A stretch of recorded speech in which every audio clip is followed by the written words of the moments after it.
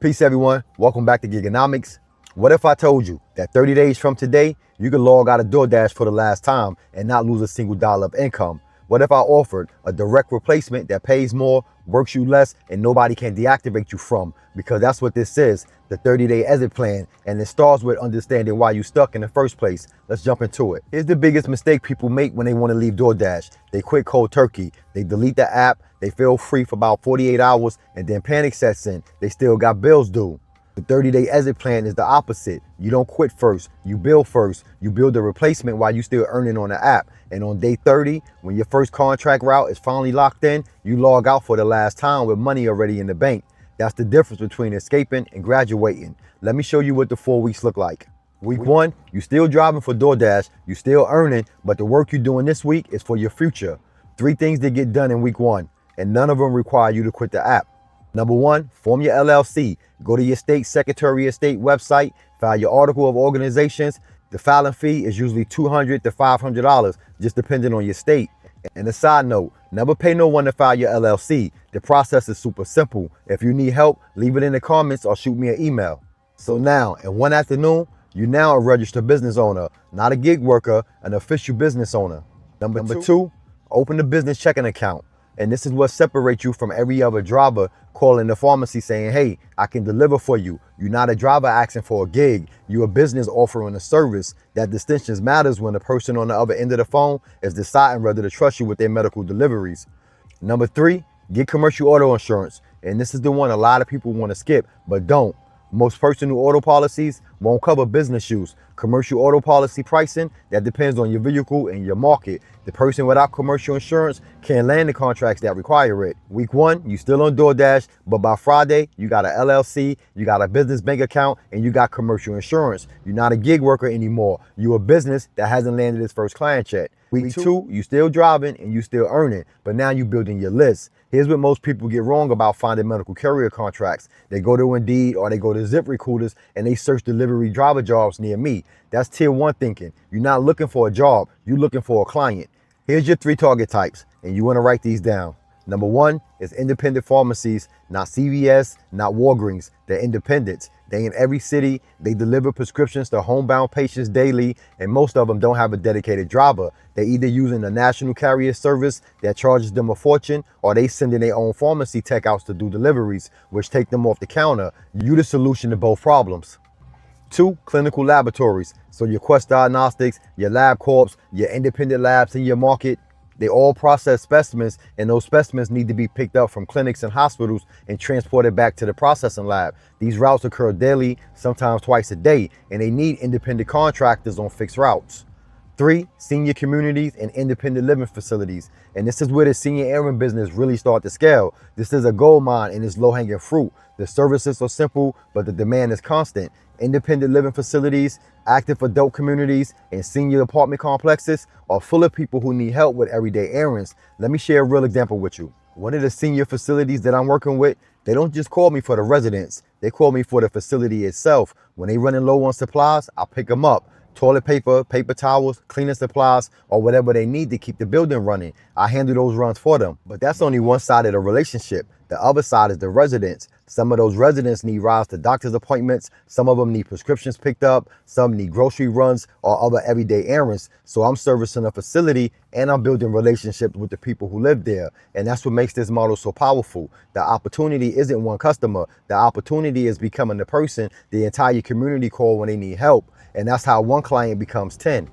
And here's the bonus. Unlike gig apps, you building real relationships. The families remember you, the residents remember you, the staff remember you, and the referrals, they start showing up because people talk. Word of mouth spreads fast in this business. Now here's how you find them.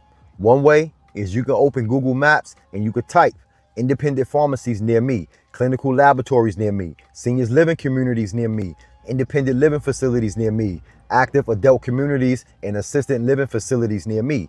Write down 15 names and that's your prospect list. Don't overcomplicate it. Most people spend 6 months watching YouTube videos trying to figure out the perfect opportunity. Meanwhile, the businesses they're looking for are already showing up on the first page of Google. Start making calls, start introducing yourself, start dropping off your business cards, and start building relationships, because contracts don't come from watching another video. Contracts come from having conversations, and every one of those businesses is a potential conversation waiting to happen. Real quick, before week 3, drop a comment right now. Tell me what app you on and how many hours a week you driving. And be honest, because at the end of this video, I want you to compare that number to what 21 hours look like in tier 2. Drop it below. Back to the video. Week 3, this is the week that separates the people from who make the jump from the people who stay on the app forever. You pick up the phone and you call the logistic coordinator from the first name on your list.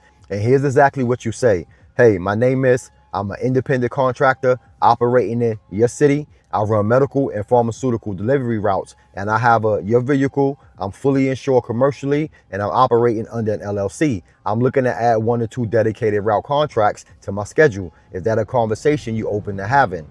That's it. You don't pitch rates, you don't oversell, you qualify in whether they even open to the conversation. And here's what I want you to understand. Most of these facilities has dealt with unreliable carriers, people who show up late, skip stops, and don't answer the phone. When you call in and you saying LLC, commercial insurance, and dedicated routes, you have already separated yourself from 80% of people. You sound like a business because you are one. When they say yes, and some of them will, you ask one question. What does your current courier situation looks like? Let them tell you the problem. Once you know the problem, you know your value. And then you name your price. The first person to name a number sets the anchor. Don't wait for them to offer. Do your math, the miles, time, stops, fuel, calculate it in your head and come up with a number you can run profitably. Now, what if they're not ready to sign a contract on the first call? That's suspected. Ask if you can run 1 trial route, a single day, no long-term commitment. Most logistic coordinator will say yes to a trial because they have nothing to lose and you have everything to prove. That trial route is your addition. Show up early, communicate clearly, deliver on time, and follow up the next day with a professional invoice and a thank you call. Now, I don't want to make it sound too easy, but this is the process. Maybe a few more steps here and there, just depending on your state requirements and the requirements of your client. But week 3 is where some of y'all will freeze. The cold call, it can feel very uncomfortable at first. I know, I felt it as well. But every week you spend waiting for an app to ping you is a week you could have been owning a route. Week 4, you landed the trial. Maybe you had 1 or 2 runs. Now you lock it in. First, invoice correctly. And this is where new independent contractors fumble. You need to invoice on a schedule, weekly or bi-weekly. Include your LLC name, your EIN, dates of service, routes completed, and the total. A professional invoice every time, it trains the client to pay you on time, and it trains you to run this like a business. Second, evaluate the route. 3 questions. 1, is the route profitable at my rate? 2, is the client reliable? Do they communicate? Do they pay on time? 3, does the route overlap geographically with other potential clients? The third question is where you start route stacking, and this is the concept that changes everything. You got a pharmacy route that runs 8 a.m. to 11 a.m. on the north side of your city. Now look at that lab you prospected in week 2. That lab is 6 miles from that pharmacy stop. If you could run the lab specimen picked up from noon to 2 p.m., the same corridor, the same fuel, in the same direction, you just stacked 2 contracts in 1 loop. The same miles you would have driven for client 1, just 2 checks. And that's how you go from $1,000 a week to $4,000 to $5,000 to $6,000 a month. Not by grinding more hours, but by stacking more clients on the same route. And now, day 30, you got your first contract locked in. You run the route, you've been paid. Your DoorDash earnings this week was a fraction of what they used to be because you were spending your time building instead of driving. And that's okay, because today is the day. You open the app, you look at your earnings for the last 4 weeks, the money that kept you afloat while you build, and you log out for the last time. You don't need the apps. You never did. The apps needed you. And now there's a version of this where you cut them out completely and keep every dollar you earn. Let me show you what the before and after actually looks like, because I want you to see this number.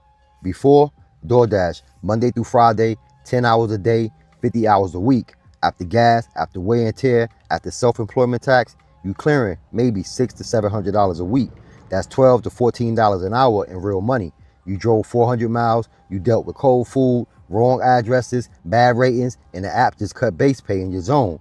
The after, tier 2, same vehicle, Monday through Friday, but now you working 21 hours instead of 50. You got a pharmacy route, Monday, Wednesday, and Friday. 3 hours each at $45 an hour. That's $405. The last specimen pickup Tuesday and Thursday, 90 minutes each at $55 an hour. That's $165. 2 senior concierge clients on Saturday morning, 3 hours at $50 an hour. That's $300. The total, that's $870 a week for only 21 hours worth of work. That's the real math. Same week, less than half the hours, more money, and next week, those same clients gonna call you again. The gig economy didn't die, it graduated, and the graduation ceremony is a 30-day exit plan. 4 weeks of focused work and 1 phone call that changes everything. Drop your city and your vehicle in the comments. Tell me what apps you're leaving. I try to read every single one. And if you know someone that's still out here grinding on DoorDash, burning gas, burning time, and burning themselves out, send them this video. That's who this is for. If you found some value in this video, hit the like, hit the share, leave a comment. And until next time, y'all stay safe, stay blessed, get to your hustle. Peace.